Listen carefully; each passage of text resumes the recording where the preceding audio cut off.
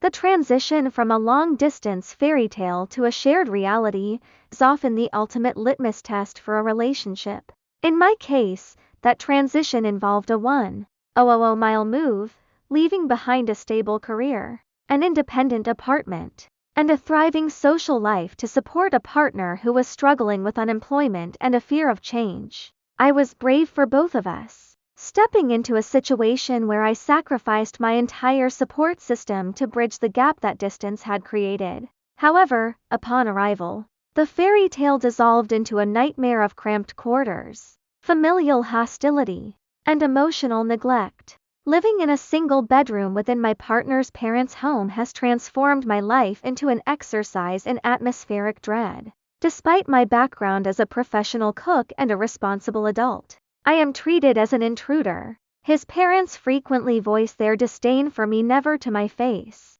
but always within earshot, insulting my character and suggesting their son could do better. My partner, rather than acting as a shield, remains silent. He refuses to eat the meals I prepare if his parents offer an alternative and fails to acknowledge the effort I put into maintaining the household.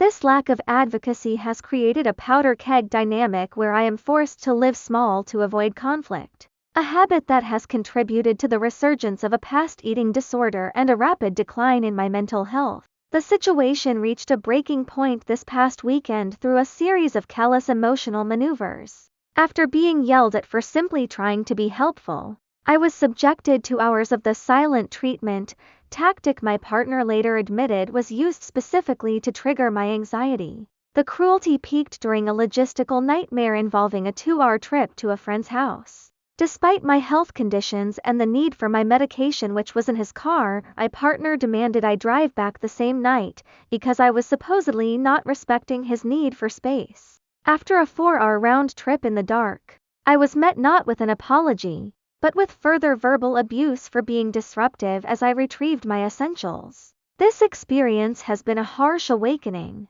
I have realized that while I have bled myself dry, trying to make my partner happy, my own basic needs for safety, respect, and communication are being treated as inconveniences. I have surrendered my independence only to be met with manipulation and a refusal to engage in an honest, adult conversation.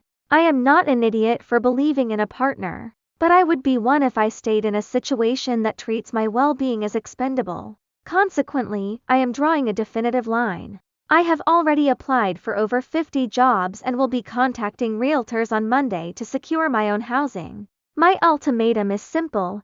Either we commit to a rental together where we can live with mutual respect and healthy boundaries, or I will move forward alone.